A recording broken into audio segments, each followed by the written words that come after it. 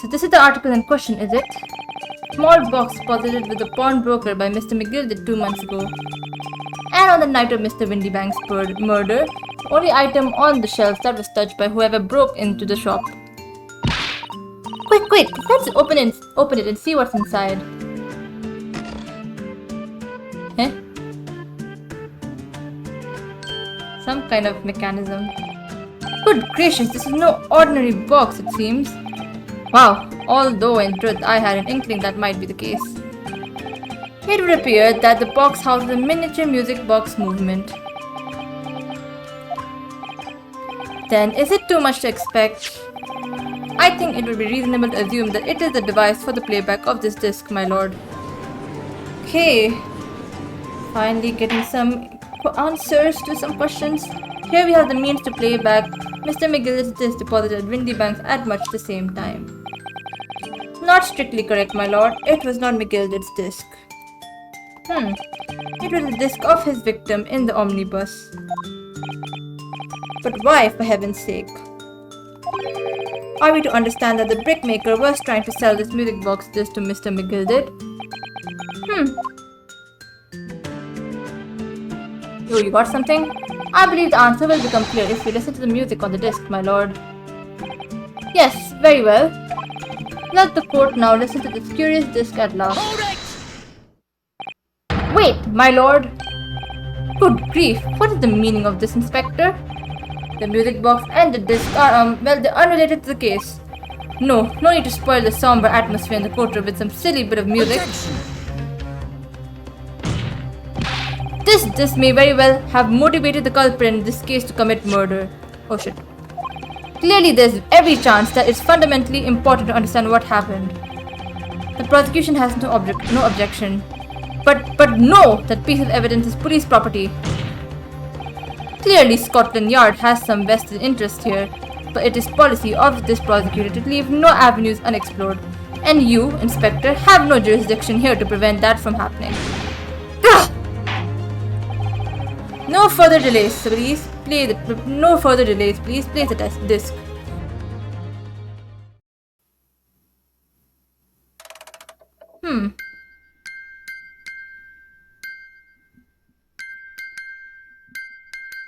This could be Morse code. We need to ask the juror. What on earth? It sounds like Morse code. That's certainly not what I would call music. It's Morse code. No. It's just the same note playing over and over again in an irregular sequence.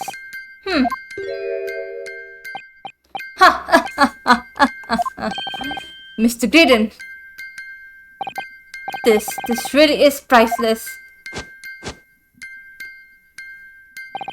After all that, the music box is broken.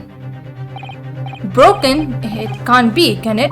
Oh, it's not broken, it's the Morse code. Well, obviously, in fact, I wouldn't be surprised if the officer sent to fetch it didn't drop it on the way back to the courtroom. Well, with much regret, I feel the court must accept that this music box offers little in the way of clues. It's Morse code. Are you ready to move on, counsel? Come on! Yes, alright. It does sound as though it's completely broken, but is it? Could this music emanating from the music box possibly be a new clue? It could be a clue. I believe that it could be relevant, my lord. Good lord, but how can it be? It's an abomination, counsel, mere noise. I fail to see how it can have any meaning whatsoever. It does sound strange, I agree. But there's one thing bothering me. While Graydon stands there chortling victoriously, the inspector beside him has a rather telling expression on his face. It's as if Gregson recognizes the sound, as if he's familiar with it somehow. And that's making him appear extremely on edge. If that's the stance of the defense, my Nipponese friend, answer me this. Oh.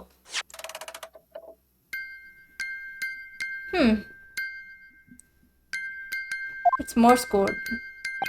Just what relevance do you propose this woeful chiming has on this case? It's the defense's belief that the sound emanating from this music box is not supposed to be music. Just because this is a music box, it doesn't necessarily mean that the sounds we're hearing are music. Look at that! The smile vanished from Graydon's lips as soon as I said it. I'm on the right lines here. I must be. Making deductions based on how people react to what you say. You're acting just like Hurley, Bruno. Objection! The sounds we're hearing aren't necessarily music. Well, now that you've told us what they are not, I'm sure the court would like to hear what they are. Do enlighten us, my Nipponese friend. Well, surely you have an idea in mind, because if not, it will be the death of your ill-formed argument. Exactly. The music box is clearly broken. Refusing to accept the fact is pure foolishness. You've got me. I don't know what the answer is yet. Bruno? I've just examined the music box very thoroughly, and I'm fairly certain that it's not broken at all. Really? Really, the way it's been made, it can only produce a single note anyway.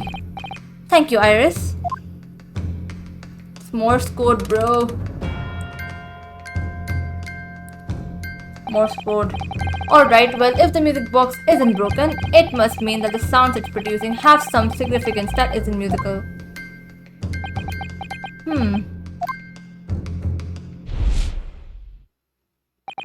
Ah! Could it be? Is that what these sounds are? Something's just struck me, Runo. I feel like recently, in the past few hours even, I've heard another sound very much like the one this music box makes. Like the juror. Yeah, it's a familiar sound. Actually, Iris, I was just thinking exactly the same thing. I'm going to have to press their defense for an answer. If your assertion is that the sound produced by this music box is not in fact music at all, then what the devil is it, counsel? All the evidence we've seen so far, all the testimonies we've heard, it's all pointing to one single answer now. The prosecution demands that my learned Nipponese friend presents proof now. Tangible proof of this latest wild speculation. Alright then. This could be the best chance I'm going to get to fight back in this trial. And if I'm right, it's going to join all the dots together. I don't think I have any evidence that explains the true nature of the sounds on this music box disc is... Well, only thing I can think of is this. I think it's the only thing it could be is this, but I'm gonna save. Dude, why can't we talk to the juror and say like, hey, can you decrypt what this says? This? Take that! Oh, today's paper, counsel. The headline is Pawnbroker perishes in pick-purse plunder. Hardly supportive of your cause. No, my lord. I was hoping you'd look a little further down the page.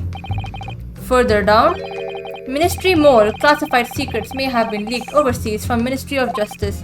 Yes, this is a very serious matter being investigated at the highest level, I understand. I've heard that international transmissions along supposedly secure lines are somewhat being intercepted and leaked to various other countries.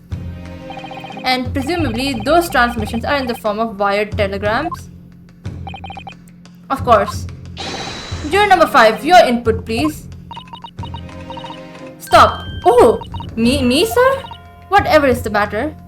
You told the court before and that you worked at the same communication station as Mr. Graydon, did you not? Yes, that's correct. And the particular station where you work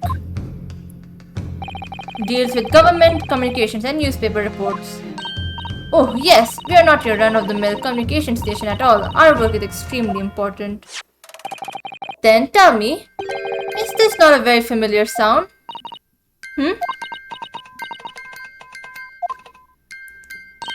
You don't mean to say, is it? That's right, madam. It bears more than a passing resemblance to the sound made by your telegraph machine as you tap it. I believe it's called Morse code. Yes, I've been saying this. But I don't believe it. Now, correct me if I'm wrong, but when it comes to leaking telegrams from government departments, there could be nobody more perfectly placed than a highly skilled communications officer. Are you suggesting that the music box disc contains stolen government secrets in Morse code? Yes, I am. Yup, it is. Order, order! Please everyone, order! But this is high treason, council, deserving of capital punishment. Too much new vocabulary. What is this treason and what is capital punishment? The sorts of word I'd half expect you to know. For our sovereign government, confidential information, hostile nations would surely pay almost any price. Yes, and on that night 2 months ago, that was the very negotiation that was taking place inside the omnibus. But in the end, McGilded perished, and the all-important disc lay unclaimed in the pawnbrokery. My word! In which case, whoever stole that information in the first place must surely have been beside himself with worry. Because if the disc were to be discovered before it found its way out of the country, wait. In the end, whoever stole the information in the first, it must surely have been... okay. Because if the disc were to be discovered before it found its way out of the country, it would reveal an act of high treason punishable by death. So the culprit had no choice but to retrieve it. In order to do that, he would have to gain entry to the pawnbrokery illegally in the middle of the night. Because the article left behind by Mr. McGilded would incriminate him too much if it got into the wrong hands. Isn't that right, Mr. Graydon? You think I have been stealing government secrets? Preposterous. Absolutely preposterous. So in response to the defense's accusation, you claim complete innocence, do you? Well, of course I do. I've had to stand there in silence while that pretentious foreign lawyer has been prattling away. Objection! Then by all means, counter the charges, sir. The prosecution demands the witness testifies in response to accusations brought by the defense. Even though he's like a piece of shit, Van Veeks, like he's super racist and all that, I think he wants the truth in the end of the day. Delighted, I'm sure. The witness is reminded that the crime under scrutiny in this trial is the murder of the pawnbroker, Mr. Windybank. That being a most flagitious offense for which the law of this land sanctions a capital punishment. But the heinous act of high treason is no less serious a crime. I urge you to bear that in mind as you testify, Mr. Graydon. So then, let us proceed. You may... Oh? What the fuck? We gotta let's have a rabbit and pork here, Governor. We got things to say. I beg your pardon. Who do you think you are? Name's Nash Skulkin. Occupation is professional baddie. Name's Ringo Skulkin, but we ain't baddies enough to sell out our motherland. That's right. We are what they call... the Three Skulkin Brothers. Bad timing, fellas. Very bad timing. Okay, witness testimony. Graydon's counter. A mere communications officer couldn't possibly steal confidential government information. Besides, the sounds produced by the music box aren't even Morse code. It was some low-class brickmaker negotiating with McGilded anyway, was it not? I have no relation to the man. Look, all we done is break into the gaff the other night, like what he told us to do. If we known there was dodgy government secrets involved, we wouldn't have touched it. Both of you are giving contradictory testimony. Mr. and Mr. Skulkin. One, Mr. Governor, what's up? Do I take it that you now admit to the crime? That on the night in question, you did indeed gain entry to the premises illegally? And moreover, you did so as a party of three in collaboration with Mr. Graydon here?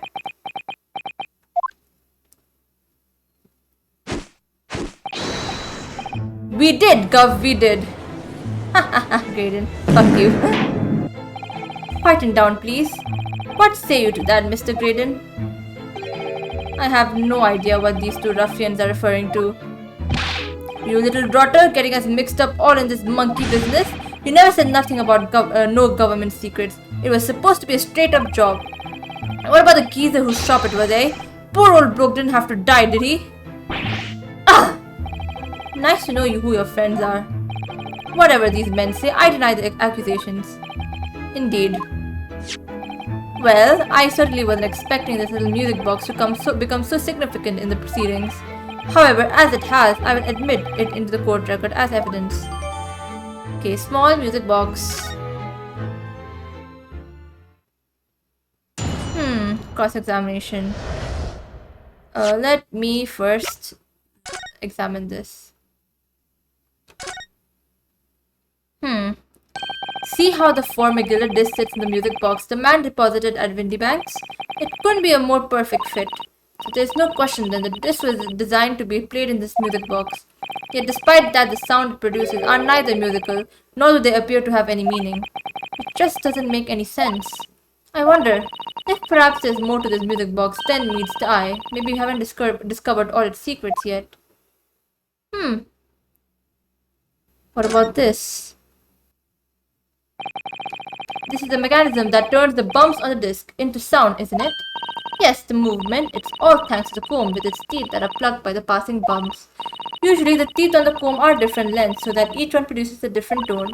But this comb is very strange. All the teeth are exactly the same length. Well, what does that mean? It means that no matter which tooth is plugged by the passing bumps, the music box will make the same sound. I've never seen a music box like it before. Yes, it is strange. A music box that can only play a single note. There has to be some significance to that, surely. Oh! What is it, Bruno? I've just noticed something about this music box. It looks like the bottom of it opens up as well. Ah, you're right! Well, come on then, what are you waiting for? Let's open it. Alright then, here goes. Look at that, there's another movement on the underside. So does that mean we can set another disc to play back on this side? Yes, I think so, and it looks like the two movements are linked together. And they're linked?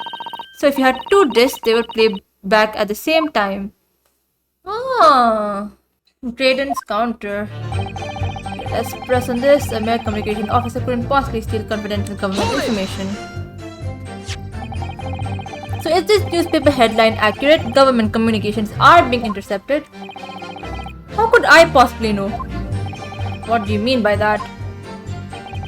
And important government communications are handled by high-level officers, by specialists. General members of staff at the station where I work would never be entrusted with sensitive information. Oh no, stop! Must say something. Let me guess. Juror number 5. You regulate communication station officers aren't as lowly as you're being led to believe. A team of us are responsible for setting up and testing the telegraph used by the ministry. And Mr. Graydon is the team leader. That's fascinating. You did not know that your colleagues were going to rat you out. Graydon is highly skilled operator. Stop. Currently in presence of idol. Okay, so she has a crush on him. So he had access to the equipment used for these confidential communications, Mr. Graydon. Well, what of it? The transmissions are always made behind closed doors, so they can't be heard. In any case, all messages are sent and ciphered. Normal employees couldn't possibly understand them. Oh no, stop. Must say something, stop. Mr. Graydon regularly attends meetings with ministry technicians and the ministry communications team. He assists them in ensuring that there are no errors in important international communications.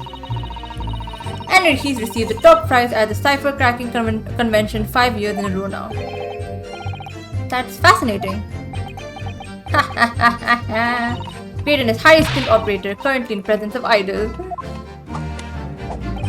Well, your idol would appreciate if you'll keep your mouth shut. She should really pick her idols more carefully. I tell you, this lawyer's accusations are completely unfounded. Besides, the sounds produced by the music box aren't even Morse code. Hold it! They're not? To anyone with a brain, that would be blatantly apparent on listening to that music box for even a few seconds. Of course. Surely it can't be that my learned friend is unfamiliar with Morse code. Ouch, he looks genuinely shocked at my ignorance.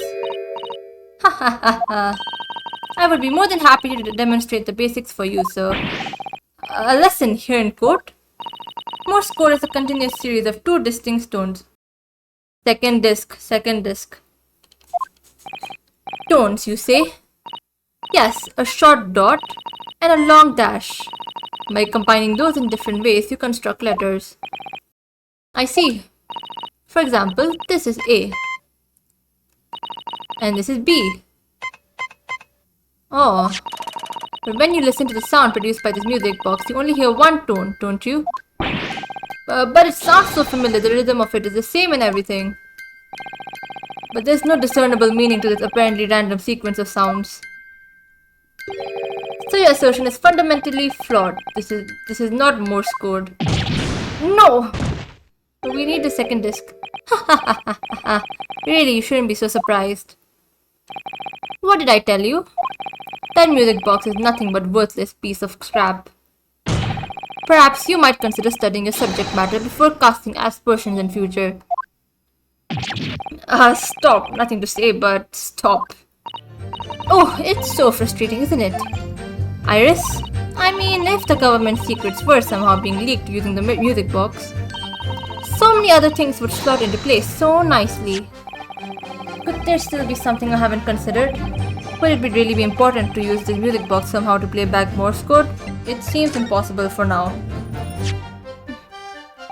The defense will concede that the music box is irrelevant for the time being.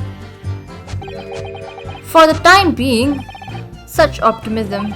To debonair to admit defeat, are we? Oh, those gesticulations are really starting to grate. It can't be Morse code unless it has two distinct tones. Perhaps I should examine the music box in a little more detail.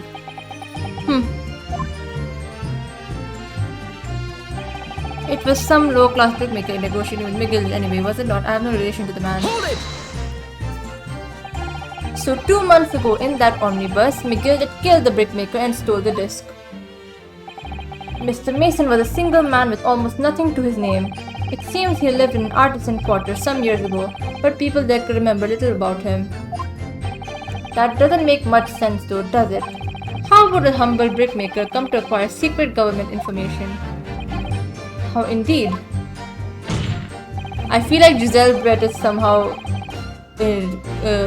intertwined with this some way, because she was also taken immediately because of some British confidential stuff.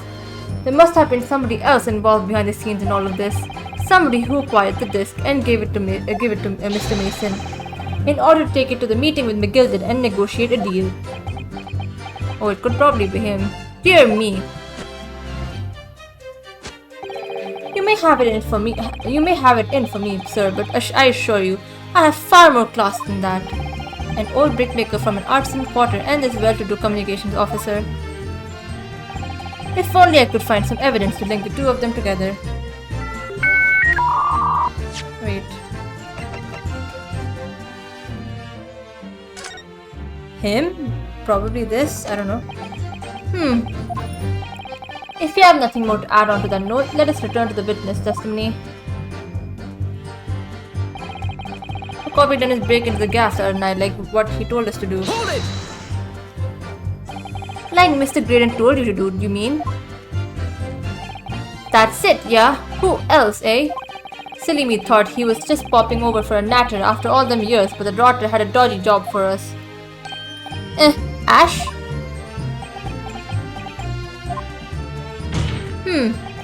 Let me stop you there, Mr. Skulkin. After all them years, you say? Do you mean to tell me that Mr. Graydon is an acquaintance of yours? We're the sociable kind of baddies, you know? Sure, let's say Graydon's an old China. Okay, let's pursue. Is something wrong, Mr. Skulkin? Eh? No, the other Mr. Skulkin. What? Who? Me? When your brother was testifying just now, he said something that seemed to cause you to react. Oh, I was just remembering the old days, that's all. We used to have a right old laugh together way back when. Together? With Mr. Graydon, you mean? Yeah, with Ash. I mean, you look at him now, and his fancy whistle and flute, and you wouldn't Adam and Eve it. But when he was younger, he was from the poor part of town, just like us. Is that so? But he was always a leery one. He had the brains, he had the savvy, always coming up with smart ideas like what would never have gone through our heads. Gore blimey, ain't that the truth? Remember Milverton and Skulkin's milk run? That was a corker, eh? Save it until after the trial. Your reminiscing has no place in this courtroom. And neither does your fruit. Oi, the geezer asked us a question, didn't he? And we was answering. Yeah, we ain't done nothing wrong. Nevertheless, the court is now prepared to accompany you on your trip down memory lane. Counsel, can we turn our attention back to the testimony, please? I don't know, could that sentiment of the story be relevant somehow? Add it to the testimony. My lord? Yes, counsel? The brother's last sentimental statement could hold wide information relating to this case. Very well, counsel. I will permit the brothers to supplement their testimony with that detail. Briefly, I hasten to add. Say no more. Skulkins never skulkin. Milverton and Skulkin Milk Run. God, them were the days. Hold it! So did you not know anything about this music box? We didn't know nothing. We still don't know nothing. We ain't planning on knowing nothing about it neither. But 2 nights ago, you did indeed break into Windy Bank's pawnbrokery, didn't you? In your original testimony, you said that the door of the shop was ajar and that it was like some kind of a sign begging you to go in. But the truth is, you were planning to break into Windy Banks all along, weren't you? We were, Gov, we were. You're right there. Because that's what he told us to do. It was his plan. And why was it Mr. Graydon's plan to break into Windy Banks that night? Did you not ask the reason? Well, he said the place was full of stuff worth nicking. That's what he told us beforehand anyway. Turned out it was a load of cobblers, didn't it? I weren't best pleased, I can tell ya. In any case, if they know the real reason, it doesn't sound like they're going to give it away. Milverton and Skulkin Milk Run, God, them were the days. Let's press this. Hold it! I'm sure I'm going to regret asking, but what exactly was that? Some kind of business? Just as a scheme we had going back when we were youngsters. A bit of fun, really. Delivering fresh milk to locals, that's what it was all about. That sounds alarmingly legitimate. There must be a catch. I suppose since we're here, I should ask them to elaborate, but on what? The business name. So this business was just a bit of fun, you say? And it was just yourselves and Mr. Graydon involved? Yeah, that's it. Milverton and Skulkin's Milk Run, was it? Yeah, that's it. Wait! Wait! Wait! Wait, wait, wait, wait. Wait, wait, wait, wait. Wait. I don't know if Mason's name was Milverton. Is that his father? I think it's his father. They kind of look alike as well. I think that's the father. It just hit me. That's why they are in communication, because he was poor and Mason is also still like poor. Wait, why don't we have a thing for him? Yeah, that's it. And where did the Milverton part come from? Alright, I thought a clever clogs like you have worked that one out. That is... Enough of this. How much longer are we expected to listen to this dribble? Objection. I don't... Let me guess, you don't accept anything these 2 witnesses are saying. Tell me, why is it that it was only at the mention of the name Milverton that he decided to interject? Because well... It weren't the happiest of homes that one came from. Yeah, his old man was struggling for money so much. His wife walked out on him. She took the name Graydon then, see? But Ash will always be Milverton to us. Milverton. So that used to be your surname, did it? Of course not, this is all buncombe. I've been a Graydon since I was born. You really not think you can rely on the testimony of these 2 thieves, You're a communications officer attached to the civil service. As such, your personal details will have been thoroughly checked at the time of your appointment. It would be a very simple matter indeed to subpoena those records, Mr. Graydon. Well, it would appear that Mr. and Mr. Skulkin's testimony has been reliable, for once. You were born Ashley Milverton, then. Is that correct? Very well, yes. So Ashley Drayden was once Ashley Milverton. That information could change things and could turn out to be extremely important. Okay. I think this is how they have connection. But I don't know what was Mason's last name. All of a sudden, we seem to be up to our necks in a serious matter of national security. Although all this talk about interception of secret government messages is still just conjecture at this stage. It would explain a number of things though, wouldn't it? The negotiation Ginny overheard on the omnibus 2 months ago and the break-in at Windy Banks. But the trouble is, it wasn't Mr. Graydon in the omnibus with Mr. McGilded. No, that was Mr. Mason, the brickmaker, who was so horribly murdered. If only there was some link between the two men somehow. I know, but Mr. Graydon's testimony seems to be as watertight as ever. I wonder if the key to us making headway with cross-examination here could be those two brothers. I think we have to couldn't possibly still, Okay, wait. I think we can present. Wait, but I can't change my information. Thrice fired Mason. Okay, they didn't say his last name.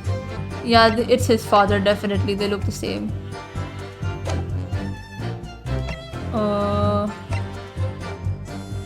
Wait. Oh, this is the answer. This is the answer. This is the answer. This is the answer. This is the answer. This is the answer. This is the answer. This is the answer. This is the answer. This is the answer. This is the answer. Wait, this is the answer. This is the answer. His name is written there, Milverton. Present. Mr. Ashley Milverton, tell me, why did you try to hide your former name from the court? Because I haven't gone by that name for years. It means nothing to me. No, I don't think that's the real explanation at all. The truth is, you had a reason to hide that name. Explain yourself, please, counsel. I have here the notes from the omnibus case, my lord. And as we all know, the victim, the man who we now understand to have been negotiating with McGilded, yes, Mr. Mason, the brickmaker. That's right, only Mason wasn't his surname at all. It was his given name. His full name was Mason Milverton. Milverton? Do you mean to say saints alive? Mr. Ashley Milverton, is it not the case that the brickmaker Mr. Mason Milverton was your father? I don't. As I believe I mentioned earlier, your family history will have been thoroughly checked when you join the civil service, and it really would take no time at all for the court to subpoena those records. The truth is, you have been illegally acquiring highly confidential government information and selling it on to McGilded in collaboration with your father. Oh shit! That's why McGilded was so powerful. This is slander! I carved a new life for myself as a respectable communications officer, as a gentleman. I have no idea what my father has been up to, but it has nothing to do with me. And may I remind the court that the assertion that the disc contains some sort of message in Morse code has been reliably disproven by a professional and independent communications officer, no less. We need another disc. We need the other disc. The relationship between the victim of the omnibus case and this witness is undoubtedly significant. However, the defense's argument remains somewhat incomplete, I feel. No! I believe the cross-examination should continue. Alright, so Morse code uses two tones. I could just demonstrate the possibility that this could have been used to generate two distinct tones. Perhaps we should have a really good look over the music box, Bruno. Okay, I have to show the music box now. You will reiterate your testimony if you please, Mr. Graydon. If I must, though I maintain exactly what I did at the start of the pointless cross-examination. Okay, let us present the music box. Okay, present, I guess. Huh? Can I not present it? How could there still be something I haven't considered? Would it really be impossible to use the music box somehow to play back Morse code? Give it a try, I guess. We don't have the disc though. There's still every possibility that this music box was instrumental in the leaking of government secrets. That's the belief of the defense, at least. Objection! Does it please you in some way, my Nipponese friend? Repeat the same line of argument ad infinitum. It's already been established that to be Morse code, 2 tones are required, dots and dashes. Yes, I am well aware of that. Then what? Well, it would appear the defense has hypotheses to put forward. You had better present your idea at once, counsel. How do you propose that this music box, which appears to produce only a single note, would have been used to cipher secret messages into Morse code? Okay, we can do this. Okay, let's present it. Got it! Good gracious, what am I looking at here? Another movement on the underside of the music box? What? It appears, my lord, that the two movements are linked together. In other words, you can put 2 discs in this music box, and the sounds of both will play back at the same time. Good heavens! As the court has heard, Morse code comprises of 2 tones, a short dot and a long dash. With a second disc in place, this music could be used to generate Morse code and convey a message. Ah! But we don't have a disc, that's a problem. The new facts and evidence unveiled by the cross-examination of this witness all come together to reveal the truth. The truth, you say? That you collaborated with your father, Mr. Mason Milverton, in illegal dealings with Magnus McGilded. By dint of this music box, you mean, counsel? Yes, stealing information being sent in secret government communications and selling it on to McGilded. Mr. Grayson concocted this elaborate scheme of using 2 music boxes discs to encode the information,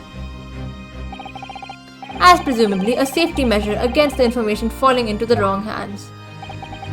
And a very effective one. I shouldn't have given the scheme any credence whatsoever. But the deal with McGilded went sour, and the brickmaker met his end. Yes, but before he was arrested, McGilded managed to temporarily dispose of the stolen disc at the pawnbroker. Then, having learnt of the situation, he appeared at Windybanks 2 days ago in an attempt to recover the 2 articles McGilded had placed in pawn there. But that attempt failed. One of the discs was seized by the police, and the other you never found. So that same night, you enlisted the help of the Skulkin brothers and broke into the pawnbrokery. This time, determined to recover the second disc. Are you suggesting that the second disc was inside the music box? Eh? We never knew nothing about that. On the night that Mr. Windybank was killed.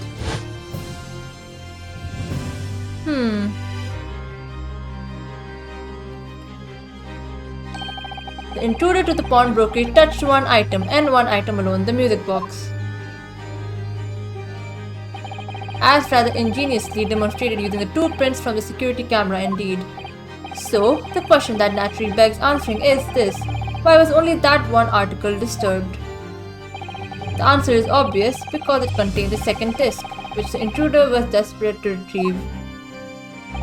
Since, if it were to fall into the hands of the police, it would be proof of high treason. Well, Mr. Graydon, do you deny that all of this actually began on that fateful night 2 months ago? I refuse to accept any of this nonsense.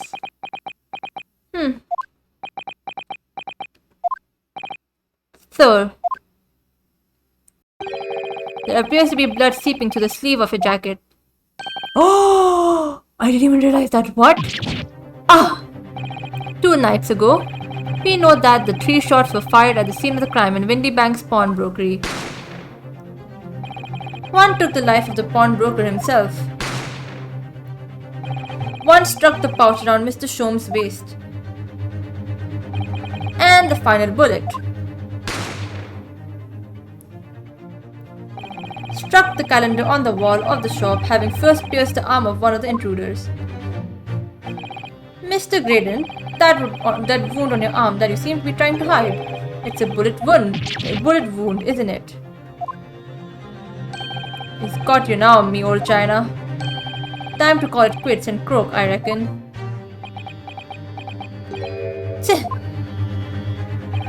Don't acknowledge my presence there under any circumstances whatsoever. Those were my terms, remember? And I paid you handsomely to comply. Clearly, I was a fool to think I could trust some common back slum thieves. Fine, I admit it. I was there in Windy Banks that night. I paid this pair 10 guineas to accompany me, and as you have noticed, I sustained an injury in the course of my adventures. Oh shit. But that is all. I admit to nothing more. Stealing government secrets? Negotiating with Mr. McGilded? How are you dancing with that hand? As God is my witness, I'm sure I recall nothing of the sort. He's not going to go down without a fight. Not until I can show hard evidence, I suppose. Nevertheless, the defense has now established a crucial fact. Which is... well, we know that one bullet was fired from each of the two firearms we have in evidence. The bullet from the Skulkin brothers' gun hit the pouch around Mr. Shom's waist. And the bullet from Mr. Windybank's gun clearly must have been the one that caught Mr. Graydon on the arm. Indeed it must. We can rule out the possibility that the man shot himself. And that leads us to the only one conclusion. Mr. Windybank was shot by a third gun, which can only have been fired by the third intruder. Goodness! That's right, Mr. Graydon. Ugh. The only person who could possibly have shot Mr. Windybank that night is you. Yeah, why did he admit to that, like him being the third intruder? Even if the government stuff is out the window, you are still saying.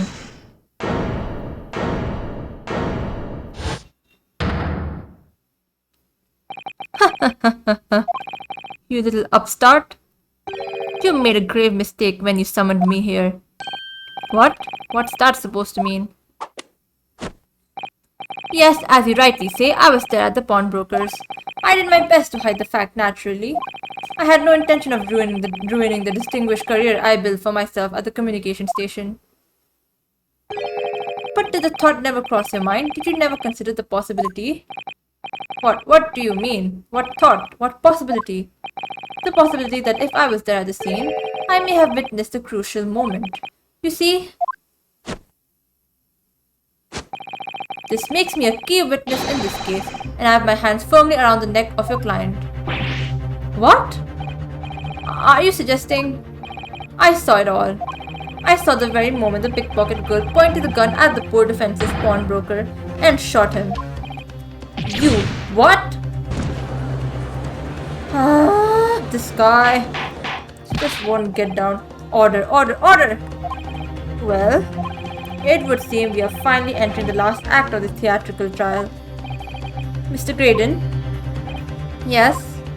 I trust you're fully aware of the implications here. If it is shown that your claim is false, you will have incriminated yourself as the killer. Oh, I understand fully. And I must ask you to give your formal testimony once more. We'll explain to the court precisely what you saw at the moment the defendant allegedly shot the victim. Nothing would give me greater pleasure. Oh my god, I hate him already. Get it over with, man. I thought this was gonna get over soon. The moment of the shooting. While these ruffians were jostling with the broker, I was still near the entrance to the shop. When Windybank threw Nash over the counter, I felt a sharp pain in my arm. I pursued the man, but he shut himself in the storeroom. I could see him through the peephole in the door though. The accused in the black coat shot the man in the back as he was trying to flee to safety. I saw the blood splatter all over that wretched girl. There was no blood splatter. Then she tossed the gun out of the peephole, so I picked it up and made my escape. Good gracious, this is quite extraordinary testimony.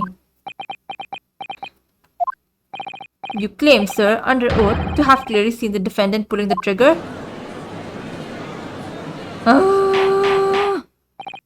Order, order, order! It wasn't my intention to testify in this way.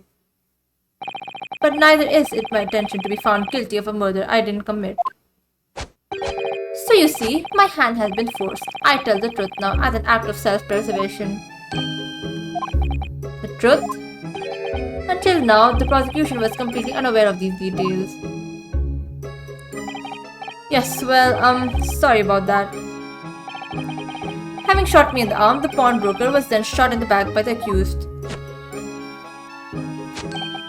And as I said, she was nowhere showered in his blood. Oh yes, quite sure. All over the black overcoat that pickpocket girl was wearing at the time. Really? No, it's Mason's. If her coat could somehow be shown to harbor vestiges of blood, that would be conclusive evidence here. Such an investigation is entirely possible, my lord. What? Only very recently, a German scientist has developed a technique to identify human blood. So here's to true science, not some amateurish detective's dubious foray into the world of chemistry. There's nothing dubious about Hurley's work. His ideas are all sound. Ideas are no use to us here. In science, as in law, theories must be proven before they stand. In Germany, the technique has already been employed in the courtroom as the basis of evidence. Scotland Yard has a small quantity of the chemical reagent used. With your lordship's permission, we could shatter all the vestiges of doubt within minutes. This doesn't look good, Bruno. Why not? Well, we know, don't we, that there's blood all over the front of Ginny's coat. If they tested with their chemicals... Oh, help, you're right. I was forgetting what happened yesterday. Don't move, Ginny. I am going to shoot.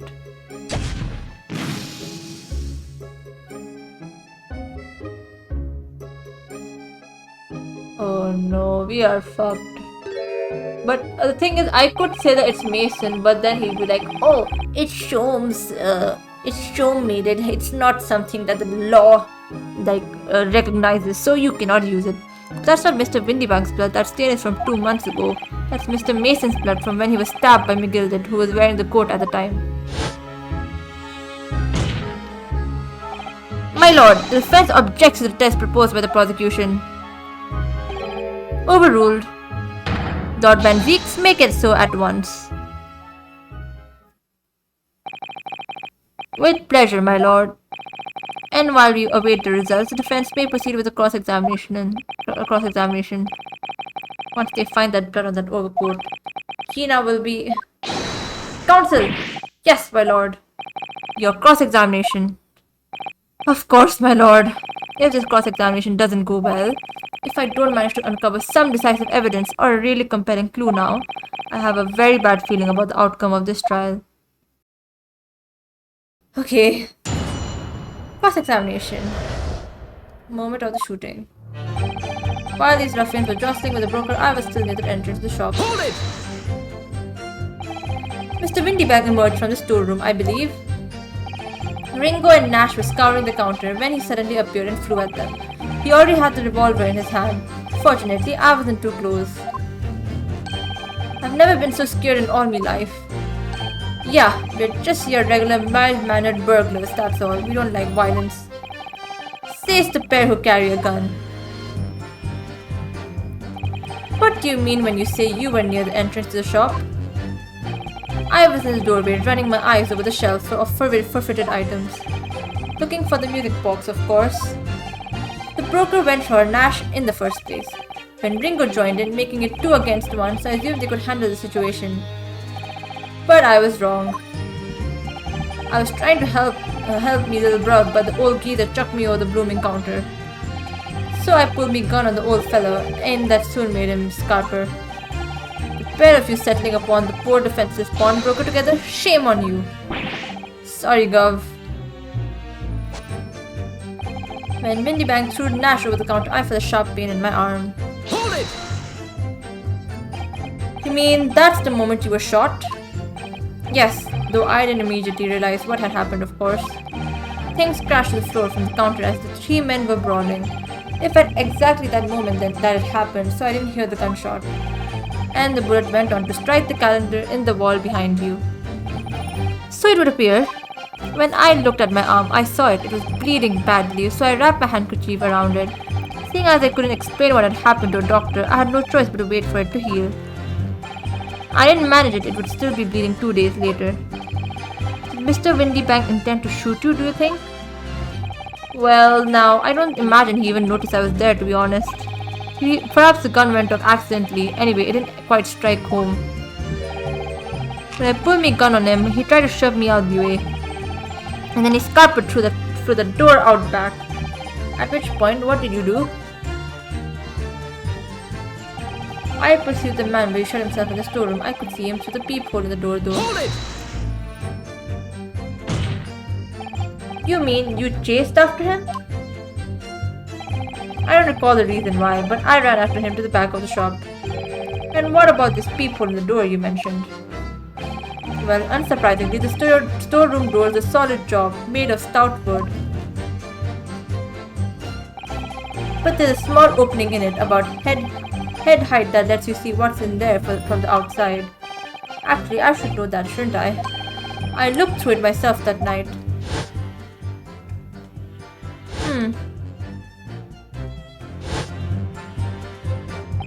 And what about you, burgling brothers? Did you see what went on through the peephole as well? Not likely, Gov. Didn't see nothing of the sort, Gov. I doubt these two buffoons were even aware of the peephole's existence. So the Skulkin brothers were there, but they didn't see the killing of Mr. Windybank take place. Inside the storeroom, I could see the broker and that young girl standing there. Defendant? Yes, though neither of them noticed that I was looking. The girl raised her gun and pointed straight at the man. But there's only one shot, so it cannot be him. Cannot be her. And then, what did you see next? I was thinking about that. It cannot be a thing. The accused in a black coat shot the man in the back as he was trying to flee to safety. Hold it! Yes, when the crime was discovered, the defendant was found with the gun in her hand. But that was Mr. Windybank's gun, from which only a single bullet had been fired. And as we've already established, Mr. Graydon, that bullet was fired at you. Ah, but no, it wasn't the broker's gun that the pickpocket girl had when I saw her. Yes, the bullet from Windybank's gun grazed my arm, and yes, the Skunkin's gun grounded the detective. But this was... wait, grounded the detective? Was it grounded the detective? Oh yeah. But this was another gun entirely, a third gun. The broker's gun was not the murder weapon, so clearly there had to be a third firearm involved. In other words, the accused must have had her own gun with her at the time. But no other gun was found at the scene. Ha ha ha ha. Calm yourself, counsel. Sorry? You must consider the events in order. At first, I saw the broker and the girl glaring at each other, but then all of a sudden, the broker turned to run. And it was at that moment that this little gutter rat shot him in the back. A chilling image, I must say. Why are we believing him the most? Like, literally, he was there on the night of the murder. Like, oh god. I saw the blood splatter all over the wretched girl. Hold it! All over her? Yes, through the peephole. I saw it clearly. Of course, the stains are invisible now, what with the coat being such a dark color. But I assure you, that garment is sullied with the victim's blood. Well, it is sullied with blood, that's for sure. But it's not Mr. Windybank's blood, is it? No, that's right. It's Mr. Mason Milverton's blood from when McGill stabbed him 2 months ago. It's so annoying. If they only accept Hurley's chemical analysis, we could prove that. But they won't, so unfortunately we can't use it as evidence to support our case. Bother. Then she tossed the gun out of the peephole, so I picked it up and made my escape. Why did you think she would toss the gun outside? Did I hear you correctly? She threw the gun out of the room? That's right. After the broker fell to the floor, she started walking over. Over where exactly? In the direction of the storeroom door, to where I was watching. Of course, I quickly retreated, and then the girl dropped the gun through the peephole onto the floor on my side of the door. But why on earth would she do such a thing? I couldn't tell you. Perhaps she was hoping to distance herself from the murder weapon. Without thinking, I went and picked it up. I suppose I was worried about just leaving it there in case any more tragedies took place. And then can you give the gun? So it was you in fact who took the third gun from the scene of the crime? Yes, it was yours truly. I left the clear up to my lackeys and left. Clear up? You made a bit of a mess around the counter, so Mr. Whistle and Flute are here told us to tidy up. He thinks he's our blooming mum sometimes. But I was paying you enough, by God. Tell me, Mr. Clayton, when you left the pawnbrokery that night, was it by any chance with the second disc in your jacket pocket? You're like a bull at a gate, aren't you? Oh, what is going on? Excuse me. Excuse me. Gentlemen. Ha! Ha! Ha! Ha! Something wrong, Sunshine? That should be my line. You do realize you were just violently shaking Mr. Skulkin. Blimey, this D's a bit of an hooligan, ain't he? What was going on just now? You saw him. He grabbed me, Whistle. Why the blazes, he said. Why did you mention the third gun when we got you down the station? And why didn't you? Cause we didn't know nothing about it, or that flaming peephole in the door. Sorry about that. I can be prone to losing my rag sometimes. Not hurt, are you? God blimey, see the way he's looking at me? I'm telling you, this tea gives me the willies. That was strange. The inspector doesn't normally get quite as worked up as that. He wouldn't normally grab someone. No, that wasn't like Rexy at all. He's normally all sweetness and light, no matter what I say to him.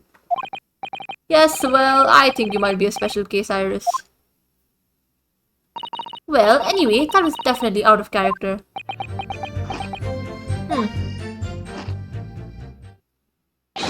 My lord!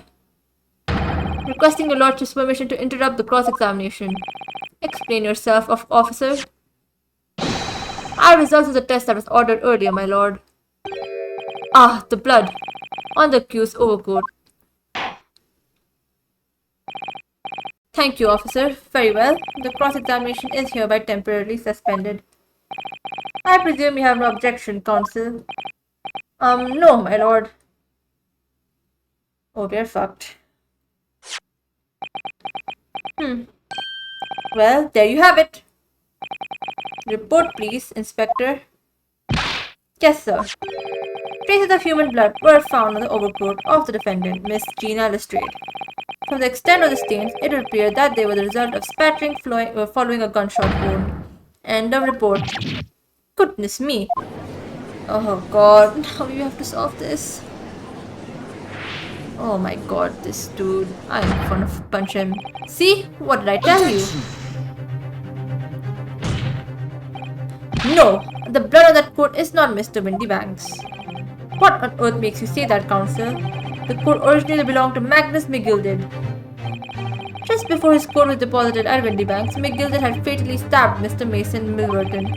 So the blood on that overcoat is the blood of the brickmaker from the omnibus Objection. case. Well, the dead cannot speak. Isn't that right, my Nipponese friend? Sorry? 2 months ago, in this very courtroom, did you not argue fervently for McGilded's innocence? And yet, now that the man is dead, you brand him as a murderer? I literally said that he was guilty. What are you saying, Van Zeeks? Your conduct shatters any shred of respect you may have earned for yourself in this country. But that was... I called it bally disgrace, treachery, that's what it is. How to determine whether the blood on that coat is 2 months old or not? Even a stereoscope wouldn't help answer that problem pop out. It can't be done. But... He used Mr. Shome specially formulated... Mr. Shome is a detective, not a chemist. Would you put such faith in a chemical formula devised by me, for example, when I'm a communications officer? I held that piroshki to starving boy and he ran away, crying. What? Herlock Sholmes is barely more than a figment of the public's imagination. His name carries no weight in this courtroom, no weight at all. How could you say that? mystery is sweet indeed. This proves that my testimony is the whole truth from start to finish. How do you arrive at such a conclusion, sir? As the witness said, the accused's coat was spattered with the blood of the victim. The only way Mr. Graydon could possibly have known that fact is if he saw it happen. In other words, his testimony is solid and the conclusion is singular. It was the accused who shot the victim in this case. That is the whole truth. Ah! Oh no. My lord. Been a long battle this one, but this old war horse has something to say now, if you please. Mr. Foreman? Oh no. Please don't tell me you have to do another summation. As of this moment, sir, the squadron has reached its final decision. Ready, men? All for one now. Sir. Guilty. Guilty. Guilty. Guilty. Guilty. Guilty. Oh god. Are you kidding me? We literally do so much. The prosecution does literally so little and they still get guilty. We get the guilty verdict. Well, it would appear the ladies and gentlemen of the jury have reached a unanimous verdict.